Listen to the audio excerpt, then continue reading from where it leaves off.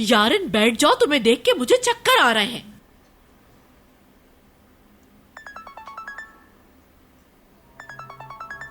आ गया फोन। हाँ आ गए तुम।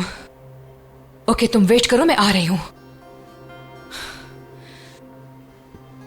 अम्मी अब्बू आप लोग दरवाजे के पीछे वेट कीजिएगा और सुनिएगा कि वो मुझसे क्या बात करता है। उस साइकोपैथ की बातें आपके सामने आ जाएंगी। सब्र करो जरा, ये पहनो, ठंड लग जाएगी वरना। चलो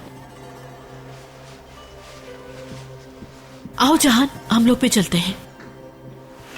खानदान, हाँ जो कुछ यारिन ने बताया है अगर वो सच निकला तो मैं बता देता हूं। तो मैं कसम खाकर कहता हूं उस लड़के को शहर के बीचों बीच सबके सामने जिंदा दफन कर दूंगा। ठीक है, सबसे पहले तहम्मुल से काम। मैं तहम्मुल से काम नहीं ले सकता। जहान तुम यारिन को जानते नहीं हो क्या? ऐसी बातें तो नहीं करो ना। पापा जल्दी आए ना। आप लोग यहाँ खड़े रहें और हमारी बातें सुने। ओके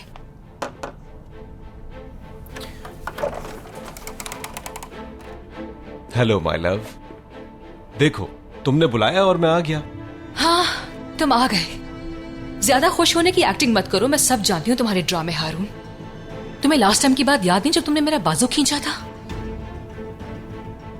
खैर मेरी बात सुनो, मेरी फैमिली को नहीं पता कि तुम कितने बड़े साइकोपैथ हो और तुमने कितने अच्छे से अपनी हरकतें छुपा रखी हैं। लेकिन अब बस तुम्हारा खेल खत्म।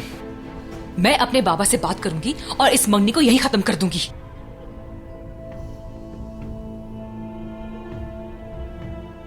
मतलब तुम रिंग फेंक दोगी? तुम क्या ये मंगनी तोड़ना चाहती हो? हाँ मैं तोड़ना चाहती हूँ। आखिर तुम कर क्या लोगे? यारिन, मैं जानता हूं कि हमारी शादी अरेंज मैरिज है, लेकिन तुम मुझे अभी जानती नहीं। हो सकता है तुम्हें लग रहा हो कि तुम आग में कूद रही हो सकता है हम लोग खुश रहें, लेकिन देखो मैं अपनी सारी जिंदगी तुम्हें खुश करने के लिए लगा कर रख दूंगा। हारून क्या इसके बारे में हम अंदर बात कर सकते हैं? सब लोग सो गए हैं ना? यहां इस वक्त कोई भी नहीं है। तुमसे बात करना तो मुझे अच्छा लगता है, लेकिन इतनी जल्दी इतना ताल्लुक बढ़ाना ठीक नहीं है। इतनी रात को मैं तुम्हारे घर नहीं आ सकता। मैं कल तुम्हारे बाबा से बात करूंगा। अगर कल उन्होंने इजाजत दी तो कल हम जरूर बात करेंगे, लेकिन इस वक्त तुम्हारे घर आना मुमकिन नहीं है। और तुम भी इस बारे में अच्छी तरह से सोच लो। तो फिर हम कल मिलते हैं, ओके? और हां, जब तुम होटल में मुझसे मिलने आई थी तो मैंने तुम्हारा बाजू नहीं मरोड़ा था। सिर्फ तुम्हें अंदर लेकर जाना चाहता था ताकि कोई देख ना ले और ना ही तुम्हारी फैमिली तुम पर गुस्सा हो। बस मेरा मकसद यही था। अगर तुम्हें बुरा लगा हो तो मैं सच्चे दिल से तुमसे माफी मांगता हूं। मैं तुम्हें तकलीफ नहीं देना चाहता था।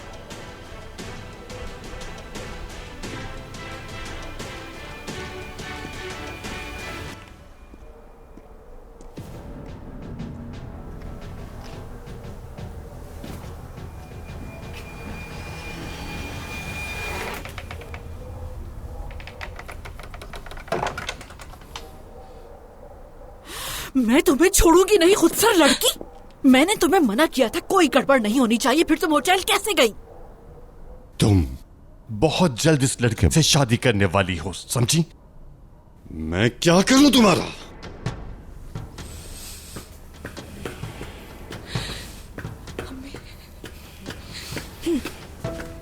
अम्मी